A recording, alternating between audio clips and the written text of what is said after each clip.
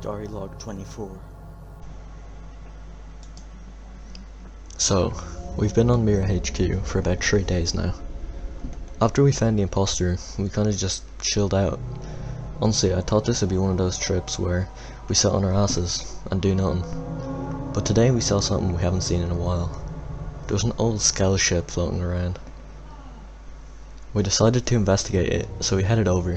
When we approached the interlocking ports of the other ship, our ship's captain, Blue, told me and Orange to go in. We used to do jobs like this all the time, before the International Agency of Intelligent Crewmates was formed. Because of the IAIC, abandoned ships like these weren't common anymore. Usually they search all the ships that are nearby Polis and bring them back to the space station for repair. But anyway, I've got to stop writing for now. We need to search the ship and make sure there's no one left on board.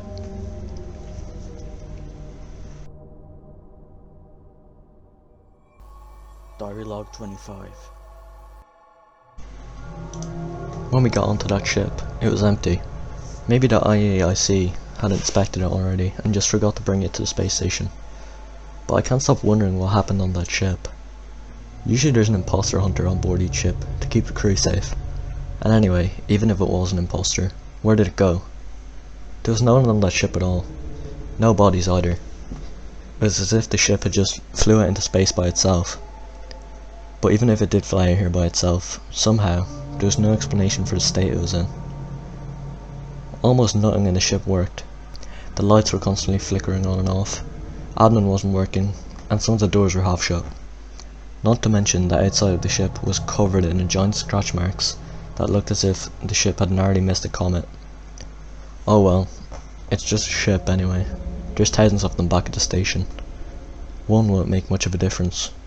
We decided to just leave it there and then continue on our mission.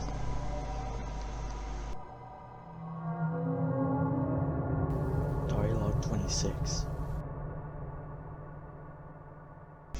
It's been a few days since we left that other ship behind, but I can't shake the feeling that something is up.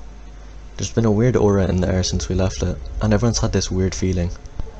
This all started about an hour after we left the other ship, and even though I'm not a really superstitious person, I can't help but link the feeling to that abandoned ship. Oh well, we're all probably just homesick. This feeling will go away in a few days. Diary log 27. Okay, I'm sorry if this is kinda sloppy, but I need to write this fast. I'm in medbay now. I have a good few scars after what just happened. But to be honest, I don't really know what happened. Orange is dead. Someone is on the ship. What was that?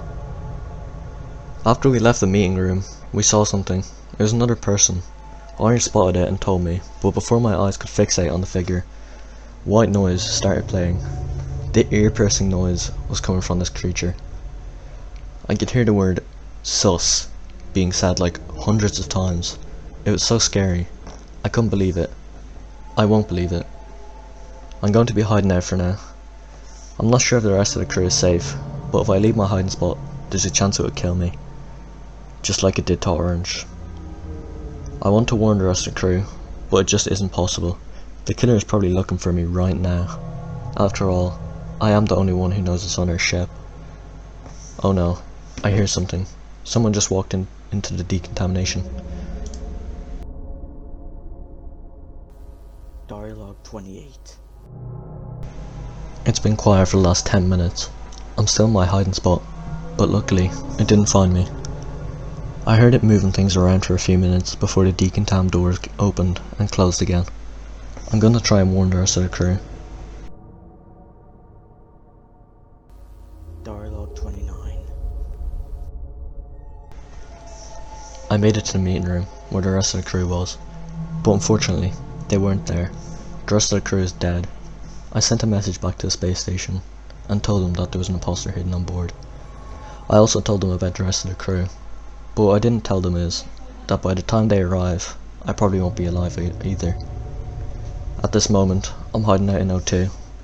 I locked myself in, but even though the only way for the imposter to get to me is if it breaks through the door, I still feel that my life is coming to an end.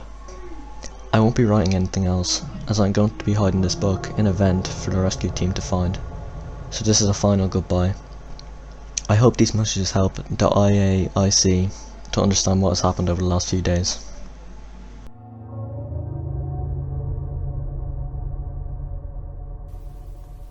These were logs written by the only survivor of a tragic story that took place on the MIRA space shuttle recently.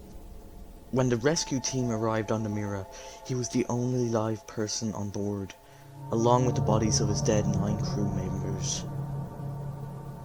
It is unknown whether he was insane or if there really was another person on board the ship.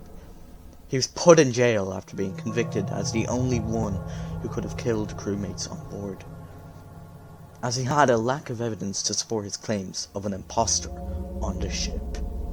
Some people have even been linking this incident with the old legend of the Sus Goblin,